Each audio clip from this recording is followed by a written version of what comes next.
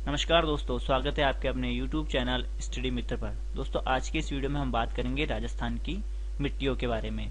और राजस्थान की मिट्टियों को हम ट्रिक्स और मैप की सहायता से याद करेंगे। और राजस्थान की मिट्टियों को जो है कितने प्रकार में बांटा गया है रंगों के आधार पर, साथ ही हम वैज्ञानिक वर्गीकरण भी याद करेंगे ट्रिक के माध्यम से। और राजस्थान की मिट्टियों से संबंधित जो महत्वपूर्ण तथ्य हैं उनको भी हम लास्ट में पॉइंट वाइज डिस्कस करेंगे। ठीक है, ये पहला वीडियो है। इसके बाद दूसरा वीडियो जो है वो क्विज पर होगा। ऑब्जेक्टिव टाइप के जो प्रश्न होंगे वो अगले वीडियो में होंगे, तो आप दोनों वीडियो को जरूर देखना, ठीक है, जिससे आपका ये टॉपिक जो है अच्छे से क्लियर हो जाएगा। चलिए इस वीडियो को हम शुरू करते हैं। मिट्टी क्या होती है? अपनी जो भूमि है उसकी जो सबसे ऊपरी परत है, जिस पर चट्टानों के अवशेष और वनस्पति के अवशेष पाए जाते हैं, उनको हम उस परत को हम जो है मिट्टी कहते हैं। या फिर हम ऐसे कह सकते हैं, मिट्टी की ऐसी परत जो पौधों और पेड़ों को उगाने के, यानी पौधों और पेड़ों को उर्वरता प्रदान करने के लिए जो जीवाश्म और खनिज आवश्यक होते हैं वो प्रदान करती है, वो मिट्टी कहलाती है। ठीक है, तो भूमि की सबसे ऊपरी परत जो चट्टानों और वनस्पति के अवशेषों से बनी हुई होती है उसे हम मिट्टी कहते हैं। और मिट्टियों के अध्ययन को पेडोलॉजी कहा जाता है। मिट्टियों के अध्ययन को क्या कहा जाता है? पेडोलॉजी। 19 फरवरी 2015 को पीएम नरेंद्र मोदी द्वारा सूरतगढ़ श्री गंगानगर से मृदा स्वास्थ्य कार्ड योजना की शुरुआत की गई थी। ठीक है, ये इसी टॉपिक से रिलेटेड है, तो ये पॉइंट ध्यान रखना। मृदा स्वास्थ्य कार्ड योजना की शुरुआत कब की गई थी? 19 फरवरी 2015 को की गई थी। ठीक है, और किसके द्वारा की गई थी? पीएम नरेंद्र मोदी के द्वारा की गई थी। इस योजना के तहत क्या होता है? मिट्टी की जांच की जाती है और उसमें जो कमी पेशी होती है उसे सुधार कर उसकी उर्वरता बढ़ाई जाती है और पैदावार अच्छी ली जाती है उस मिट्टी से। राजस्थान में मिट्टी की जो उर्वरता है वो पश्चिम से पूर्व दिशा की ओर बढ़ती है। ठीक है, ध्यान रखना, एग्जाम में प्रश्न आ सकता है, किस दिशा में राजस्थान में मिट्टी की उर्वरता बढ़ती है? तो पश्चिम से पूर्व दिशा की ओर। आपको पता है पश्चिमी जो क्षेत्र है वो रेतीला है। तो अभी हम पहले रंगों के आधार पर मिट्टियों के प्रकार पढ़ेंगे। तो रंगों के आधार पर जो है राजस्थान की मिट्टियों को जो है 9 प्रकार में बांटा गया है। ठीक है, 10वीं मिट्टी भी हम जो पर्वतीय मिट्टी वो भी पढ़ेंगे, लेकिन जो रंग के आधार पर राजस्थान की मिट्टी को 9 प्रकार से बांटा गया है। रेतीली बलुई या मरुस्थलीय मिट्टी, भूरी रेतीली मिट्टी, काली मिट्टी जिसे रेगुर मिट्टी भी कहते हैं, मिश्रित लाल व काली मिट्टी, लाल व पीली मिट्टी, लाल लोमी मिट्टी, भूरी मिट्टी, जलोढ़ या कछारी मिट्टी, लवणीय मिट्टी और पर्वतीय मिट्टी। आप दोस्तों इसका स्क्रीनशॉट भी ले लो ताकि बार बार वीडियो देखने की जरूरत भी नहीं पड़ेगी। स्क्रीनशॉट रहेंगे तो फटाफट आप देख सकते हो, तो इसका साथ में स्क्रीनशॉट भी ले लो आप, है ना। हर स्लाइड के जैसे स्लाइड खत्म हो आप स्क्रीनशॉट लेते जाना ताकि आपके नोट्स भी हो जाएंगे साथ में कवर। पहले हम बात करते हैं रेतीली बलुई या मरुस्थलीय मिट्टी की। तो रेतीली मिट्टी जो आप जानते हो कि भाई राजस्थान के पश्चिमी क्षेत्र में मिलेगी, मतलब अरावली की पश्चिम दिशा की ओर ही मिलेगी। और इसकी क्या खासियत है कि इस क्षेत्र में जो है खड़ीन की खेती सर्वाधिक की जाती है। खड़ीन की खेती के बारे में हम आगे भी डिस्कस करेंगे क्या होती है। इस मिट्टी में कैल्शियम और फॉस्फेट की अधिकता होती है। ठीक है, रेतीली जो मिट्टी है उसके अंदर कैल्शियम और फॉस्फेट की अधिकता होती है और नाइट्रोजन और कार्बनिक तत्वों की कमी होती है। जो राजस्थान की मिट्टियां हैं उन सब में मोस्टली जो है नाइट्रोजन की कमी ही पाई जाती है। खास करके रेतीली मिट्टियों में तो नाइट्रोजन की कमी होती ही है। और ये राज्य में सबसे ज्यादा क्षेत्र में पाई जाने वाली मिट्टी है। प्रश्न आता है कि राज्य में सबसे ज्यादा क्षेत्र में पाई जाने वाली मिट्टी कौन सी है? तो वो है रेतीली मिट्टी। ठीक है, और कौन कौन से जिले हैं आप जानते होंगे भाई। पश्चिमी जिला है तो जो मुख्य जो 4 जिले हैं बड़े, एक तो जैसलमेर, बीकानेर, जोधपुर, बाड़मेर, ये तो 4 बड़े जिले हो गए। और साथ में जो शेखावटी प्रदेश है, सीकर, चूरू, झुंझुनू, वहां भी ये मिट्टी देखने को मिलती है। ठीक है, तो यहाँ पर ट्रिक की जरूरत नहीं भाई, आपको सीधा पश्चिमी क्षेत्र ध्यान रखना है, वहां से आप ध्यान रखोगे। ठीक है, 4 बड़े जिले हैं, जैसलमेर, बीकानेर, जोधपुर, बाड़मेर और शेखावटी प्रदेश, जहां पर रेतीली मिट्टी मिलती है। अगली है भूरी रेतीली मिट्टी, तो इसमें भी रेतीली आ रहा है। तो ये भी अपने को जो राजस्थान के पश्चिमी जिले हैं उन्हीं जिलों के अंदर देखने को मिलेगी। और ये जो रेत जो फैली हुई है उसके जो छोटे छोटे टीले बने हुए थे उन भागों में पाए जाने के कारण इसको ग्रे पेंटेड, धूसर मरुस्थलीय या सिरोजम मिट्टी भी कहते हैं। तो सिरोजम मिट्टी किसे कहते हैं? भूरी रेतीली मिट्टी को सिरोजम मिट्टी ही कहते हैं। इसमें फॉस्फेट की अधिकता होती है और नाइट्रोजन और कार्बनिक तत्वों की कमी पाई जाती है। इसके जिले देख लेते हैं कहाँ कहाँ हैं। तो शेखावटी प्रदेश तो हो ही गया, साथ में बीकानेर, जोधपुर, नागौर और जालौर जो है उनके अंदर इस मिट्टी का जो है प्रसार क्षेत्र है भूरी रेतीली मिट्टी का। कौन कौन से जिले हैं ध्यान रखो एक बार फिर से, और साथ में स्क्रीनशॉट लेते जाओ। शेखावटी प्रदेश, बीकानेर, नागौर, जोधपुर और जालौर। काली मिट्टी, इसे रेगुर मिट्टी भी कहते हैं। किस मिट्टी को रेगुर मिट्टी कहा जाता है? तो काली मिट्टी को ही रेगुर मिट्टी कहा जाता है। और ये जो अपना हाड़ौती क्षेत्र मुख्यतः इस वाले क्षेत्र के अंदर ये मिट्टी देखने को मिलती है। और ये मिट्टी कपास के लिए सर्वाधिक उपयोगी है। कौन सी मिट्टी कपास के लिए सर्वाधिक उपयुक्त है? आपको ऑप्शन मिलेंगे तो आपको कौन सा आंसर टिक करना है, काली मिट्टी। ठीक है, और इसमें पोटाश और कैल्शियम की अधिकता होती है और फॉस्फेट में नाइट्रोजन की कमी होती है। तो नाइट्रोजन की कमी तो लगभग सब मिट्टी में, जलोढ़ मिट्टी में नाइट्रोजन की मात्रा अधिक होती है। हाड़ौती क्षेत्र, ठीक है, ध्यान रखना, कोटा, बूंदी, भारत, झालावाड़ के अंदर मुख्यतः, बाकी आसपास के जिलों में भी मिल जाएगी ये, पर मुख्यतः जो है हाड़ौती क्षेत्र के अंदर काली मिट्टी पाई जाती है। मिश्रित लाल व काली मिट्टी, ठीक है, लाल और काली मिट्टी का मिश्रण है। इस मिट्टी का निर्माण जो है वो मालवा का पठार की काली मिट्टी और जो अपना अरावली पहाड़ी जो है, तो अरावली श्रेणी की जो लाल मिट्टी है, इन दोनों के मिश्रण से इस मिश्रित लाल व काली मिट्टी का निर्माण हुआ है। ठीक है, ध्यान रखना किससे निर्माण हुआ है, मालवा के पठार की काली मिट्टी और दक्षिणी अरावली की लाल मिट्टी के मिश्रण से इसका निर्माण हुआ है। और इस ये जो मिट्टी है ये मुख्यतः मक्का की फसल के लिए उपयोगी है, मिश्रित और लाल काली मिट्टी जो है। और ये किन किन जिलों में, राजस्थान के जो दक्षिणी जिले हैं, भीलवाड़ा, राजसमंद, चित्तौड़गढ़, उदयपुर, डूंगरपुर, प्रतापगढ़, बांसवाड़ा, ठीक है, इन जिलों में ये पाई जाती है। इसको हम ट्रिक से याद कर लेंगे और हमारी ट्रिक जो है इसी वर्ड से स्टार्ट होगी, मिश्रित, यानी कुछ चीज का मिश्रण। तो ट्रिक क्या है, प्रताप दोबारा मिश्री खाना भी उचित नहीं है। अब जैसे प्रताप नाम का एक लड़का था जो थोड़ा बहुत ज्ञान दे रहा होगा, तो सामने वाले ने भी ज्ञान दे दिया, बोले वो मिश्री खा रहा था प्रताप, तो उसको बोले भाई बार बार मिश्री खाना भी उचित नहीं है। तो आप ध्यान रखो कि जैसे मिश्रित आता है तो आप ध्यान रखना मिश्री, ठीक है, मिश्री कौन खा रहा था, प्रताप खा रहा था, तो किसी ने उसको क्या बोला कि प्रताप दोबारा मिश्री खाना भी उचित नहीं है। और बार बार मिश्री खाएंगे तो आपको पता है क्या होता है, ठीक है, समझाने की जरूरत नहीं, आप समझदार हो। प्रताप दोबारा मिश्री खाना भी उचित नहीं है, तो मैंने दोबारा को डू लिखा है ताकि आपको डूंगरपुर ध्यान रहे। तो प्रताप से प्रतापगढ़, डू से डूंगरपुर, बांस से बांसवाड़ा, राज से राजसमंद और मिश्री से ध्यान रखना मिश्रित लाल और काली मिट्टी की बात हो रही है। ठीक है, भी से भीलवाड़ा, ऊ से उदयपुर और चित्त से आ जाएगा चित्तौड़गढ़। तो ये जो प्रमुख जिले हैं इनके अंदर पाई जाती है। वैसे आप ध्यान रखना है भाई दक्षिणी जो क्षेत्र है राजस्थान का, वहां पर मिश्रित लाल और काली मिट्टी मिलेगी जो कि मालवा के पठार और अरावली की लाल मिट्टी के मिश्रण से मिलकर बनी है। ठीक है, मालवा के पठार की काली मिट्टी और अरावली की लाल मिट्टी के मिश्रण से, और राजस्थान के दक्षिणी क्षेत्र में पाई जाती है। स्क्रीनशॉट ले लो आप साथ में। अब हम बात करेंगे दोस्तों लाल पीली मिट्टी की। ठीक है, लाल पीली मिट्टी की क्या खासियत है, इस मिट्टी का निर्माण ग्रेनाइट, शीस्ट और नीस आदि चट्टानों के टूटने से हुआ है और इसके अंदर जो है नाइट्रोजन और कार्बनिक तत्वों की कमी पाई जाती है और इसके अंदर लोहा ऑक्साइड की मात्रा अधिक होती है। इस कारण से जो है इसका रंग जो है लाल होता है। ठीक है, लाल पीली मिट्टी का रंग लाल क्यों होता है, क्योंकि इसमें लोहांश है वो अधिक मात्रा में पाया जाता है। और जिले कौन कौन से हैं, सिरोही, अजमेर, भीलवाड़ा, टोंक, सवाईमाधोपुर और करौली जिलों में जो है लाल पीली मिट्टी पाई जाती है। और हम इसको ट्रिक से याद कर लेते हैं इन जिलों को। जो इसकी ट्रिक क्या है, जैसे अगर मान लो हम शेर को देखते हैं तो क्या हो जाते हैं, हम लाल पीले हो जाते हैं। लेकिन इस बार कुछ उल्टा होगा। उल्टा क्या होगा कि जैसे शेर हमको दिखेगा वो खुद लाल पीला होकर भाग जाएगा। तो ट्रिक क्या है, स्क्रीनशॉट ले लेना आप, ट्रिक जब आ जाएगी उसके साथ ही। तो आज तो सवा शेर भागकर लाल पीला हो गया, आज तो सवा शेर भागकर लाल पीला हो गया।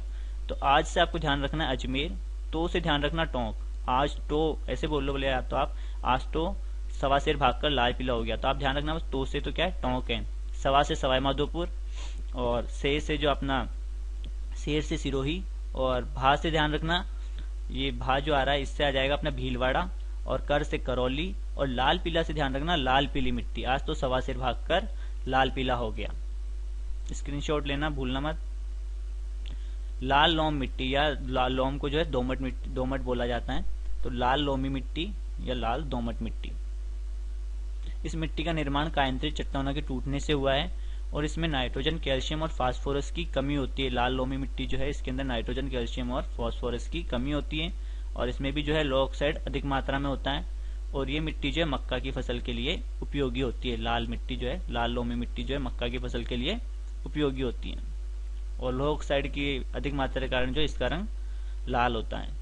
वही दक्षिणी क्षेत्र के अंदर दोस्तों ये पाई जाती है लाल लोमी मिट्टी जो है उदयपुर, चित्तौड़गढ़, प्रतापगढ़, बांसवाड़ा और डूंगरपुर। ट्रिक नोट कर लो आप साथ में। आपने लोमड़ी वाली कहानी तो सुनी होगी, अंगूर खट्टे हैं तो कितनी ऊंची उछलती है वो अंगूरों के लिए, लेकिन फिर भी अंगूर हाथ नहीं आते। तो यहाँ पर क्या है, वो वापस किसी न किसी चीज के लिए क्या कर रही है, ऊंचे बांस पर चढ़ गई है लोमड़ी। तो लोम से ध्यान रखना है, वे लाल लोम मिट्टी की बात हो रही है। डी से डूंगरपुर, ऊ से उदयपुर, ची से चित्तौड़गढ़, बांस से बांसवाड़ा और पर से प्रतापगढ़। लोमड़ी ऊंचे बांस पर चढ़ी। ठीक है। भूरी दोमट मिट्टी, भूरी दोमट मिट्टी जो है मुख्यतः बनास बेसिन में पाई जाती है। ये मिट्टी जो है दोस्तों जो नदी होती है, तो नदी घाटी जो क्षेत्र होता है वहां पर जो है ये भूरी दोमट मिट्टी देखने को मिलती है या बलुई दोमट मिट्टी देखने को मिलती है। तो इसमें जैसे घग्गर बेसिन हो गया, बनास बेसिन हो गया, इन क्षेत्रों में मुख्यतः ये मिट्टी पाई जाती है। तो श्रीगंगानगर, हनुमानगढ़, ठीक है, अजमेर, टोंक, भीलवाड़ा, बूंदी, चित्तौड़गढ़, सवाईमाधोपुर, करौली, यहाँ पर जो है भूरी दोमट मिट्टी पाई जाती है। यहाँ पर जो है श्रीगंगानगर और हनुमानगढ़ में भूरी बलुई दोमट मिट्टी पाई जाती है। ये ध्यान रखना थोड़ा सा। नाइट्रोजन और फास्फोरस की कमी होती है इस मिट्टी में और जायद फसलों के लिए उपयुक्त होती है। जायद फसलों से मतलब है खरबूजा, तरबूज, ककड़ियाँ, ठीक है, ये जायद फसलें उनके लिए बहुत उपयोगी होती है मिट्टी। इसकी ट्रिक देख लो आप। अभी तो गहने चुरा कर बस में भर दो। देखो यहाँ पर आ रहा भूरी और दो, इस जो आ रहा ना, तो यहाँ से मैंने एक वर्ड लिया भर दो। भाई क्या भर दो? गहने भर दो, ठीक है। अभी तो गहने चुरा कर बस में भर दो, बाकी काम जो बाद में देख लेंगे। तो ए से अजमेर, बी से भीलवाड़ा, तो से टोंक, ग से गंगानगर, हने से हनुमानगढ़, चुरा से ध्यान रखना चित्तौड़गढ़ की बात हो रही है, और कर से करौली, और फिर आ जाएगा अपने ब और स, तो ब से बूंदी आ जाएगा, और स से सवाईमाधोपुर, ठीक है। ये ध्यान रखना।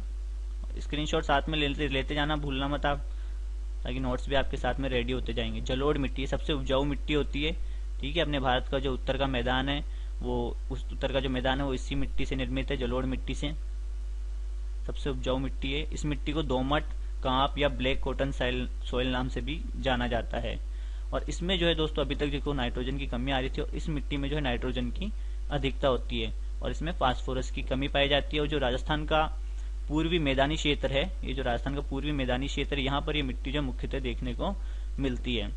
तो कौन कौन से जिले हैं? अजमेर, जयपुर, अलवर, टोंक, सवाईमाधोपुर, कोटा, धौलपुर और भरतपुर।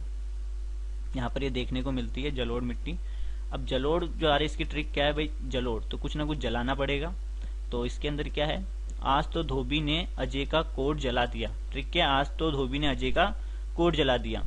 वैसे आप ध्यान रखना पूर्वी मैदानी प्रदेश के अंदर पाई जाती है, तो ट्रिक की भी जरूरत नहीं है, ठीक है। बिना ट्रिक के भी आप आराम से ध्यान रख सकते हो।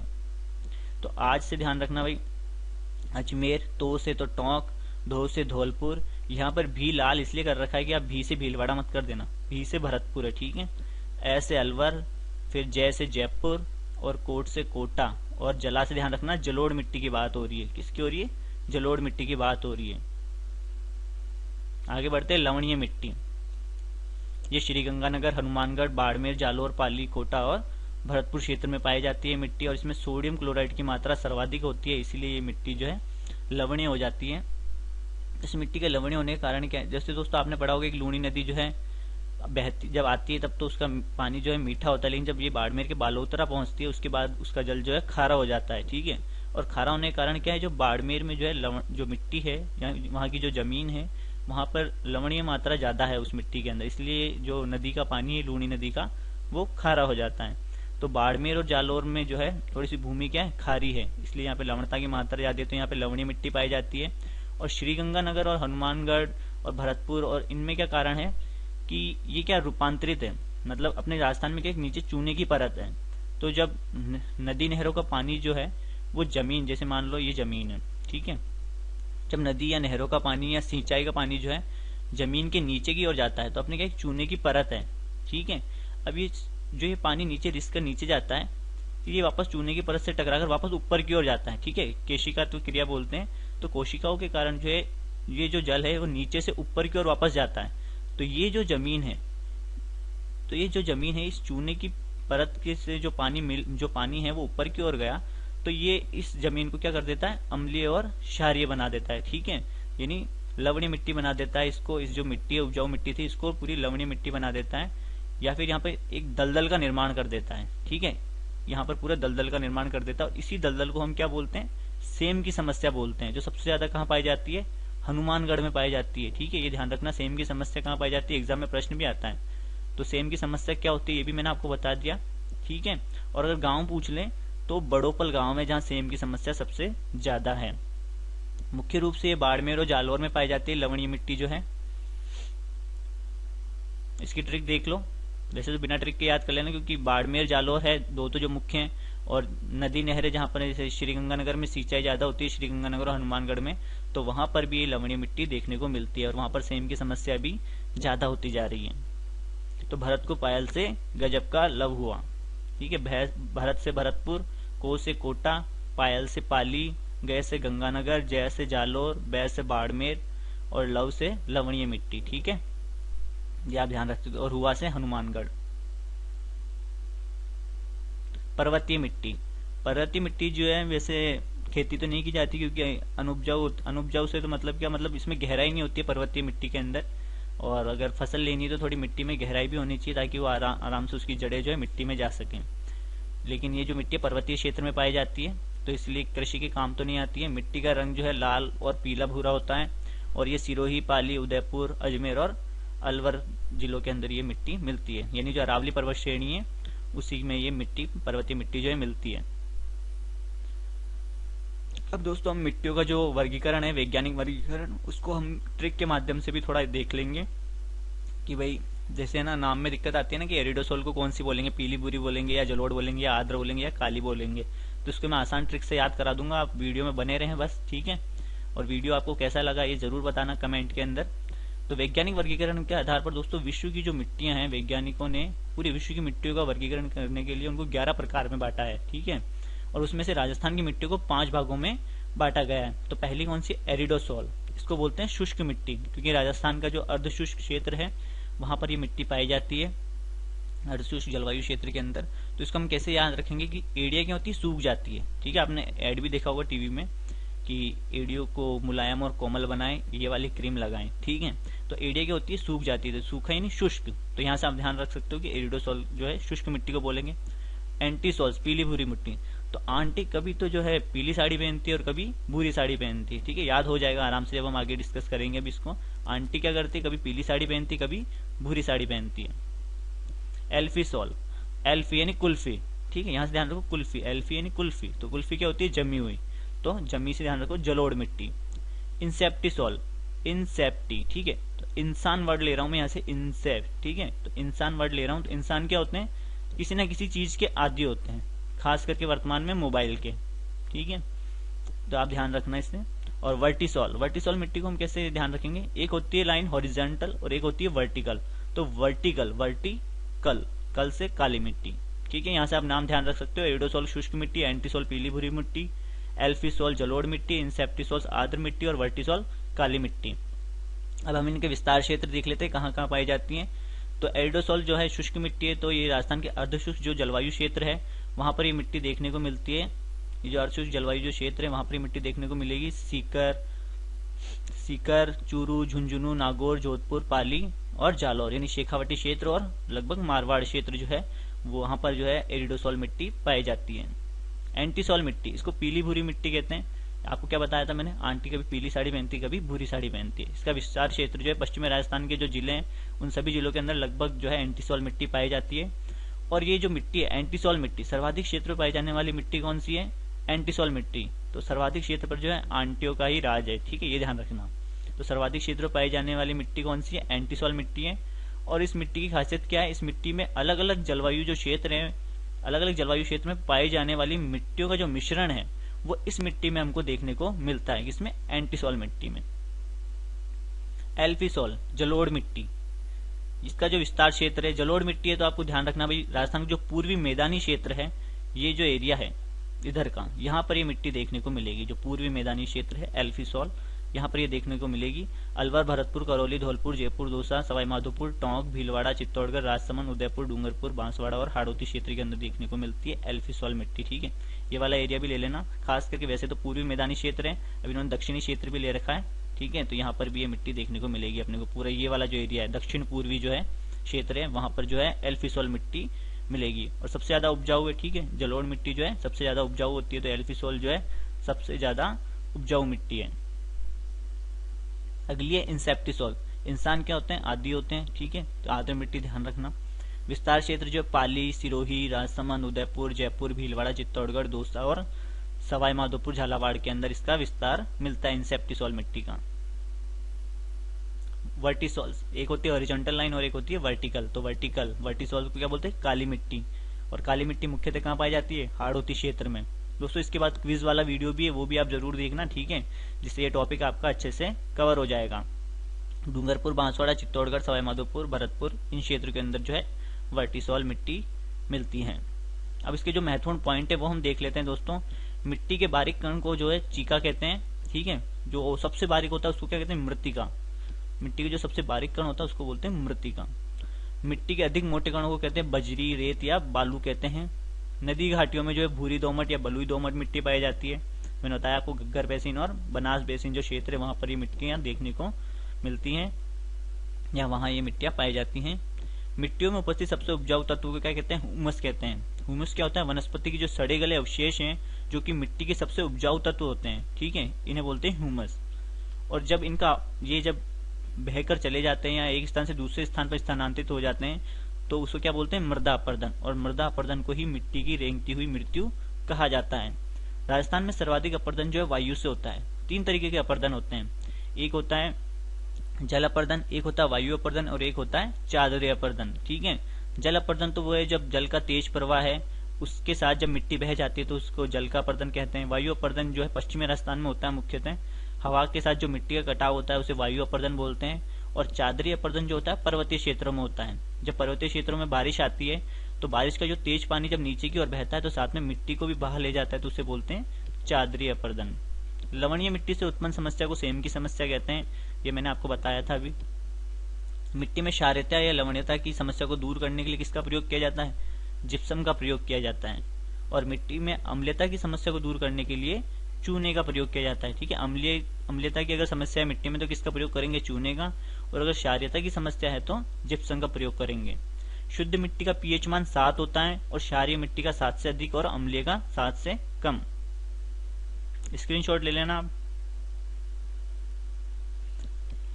रेगिस्तान के प्रसार के लिए जैसलमेर का नाचना गांव प्रसिद्ध है, ठीक है। रेगिस्तान जो है धीरे धीरे बढ़ता रहता है तो उसके लिए जो इसे रेगिस्तान का मार्च भी बोलते हैं, ठीक है। रेगिस्तान का बढ़ना ही रेगिस्तान का मार्च कहलाता है। और इसके लिए जो है जैसलमेर का नाचना गांव प्रसिद्ध है। सर्वाधिक प्रतिभूमि जोधपुर में है, सर्वाधिक कृषि भूमि श्रीगंगानगर में। और सर्वाधिक कृषि भूमि श्रीगंगानगर में होने का कारण क्या है, वहां पर जो सिंचाई परियोजना है उन जैसे इंदिरा गांधी नहर परियोजना और गंगा नहर होने के कारण जो है वहां पर सर्वाधिक कृषि भूमि है। सर्वाधिक बंजर भूमि जैसलमेर में है। सर्वाधिक पठारी भूमि राजसमंद में है। और राजस्थान में सर्वप्रथम खड़ीन की कृषि जो है जैसलमेर के पालीवाल ब्राह्मणों ने 15वीं सदी में आरंभ की थी। खड़ीन क्या है, खड़ीन जो है एक जल संरक्षण की एक पद्धति है। उसके तहत क्या होता है, जल को इकट्ठा कर लिया जाता है। बारिश जब आती है तो जल को इकट्ठा कर लिया जाता है और बाद में जब वो सूख जाता है तो वहां पर कृषि कर ली जाती है। जैसे जो थोड़ा सा पर्वतीय या पठारी क्षेत्र जो है रेगिस्तान में, जैसे इधर क्या, इधर दीवार बना दी, इधर दीवार बना दी, ठीक है। अब यहाँ पे रोक के ये जो पानी इकट्ठा हुआ है तो यहाँ पर जब ये बाद में सूखेगा तो यहाँ पर क्या होगा, खेती कर ली जाएगी। तो इसको बोलते हैं खड़ीन की कृषि, ठीक है, खड़ीन की खेती। तो ध्यान रखना, जल संरक्षण की एक पद्धति है। स्थानीय भाषा में ऊसर भूमि को जो है रेह, मगरा या थारा कहा जाता है। ऊसर से मतलब है लवणीय भूमि, उसको स्थानीय भाषा में क्या कहते हैं, रेह, मगरा या थारा। लीली, सीरमा, सूखली तथा राकड़ जो है मेवाड़ क्षेत्र में पाए जाने वाली मिट्टियों के प्रकार हैं, ठीक है। ये थे पॉइंट, इंपॉर्टेंट पॉइंट, स्क्रीनशॉट ले लेना आप इनके भी। तो दोस्तों ये था वीडियो, ठीक है। अगला वीडियो जो है वो राजस्थान की मिट्टियों से संबंधित प्रश्नों के ऊपर है, तो वो वीडियो आप जरूर देखना, ठीक है। जय हिंद, जय भारत।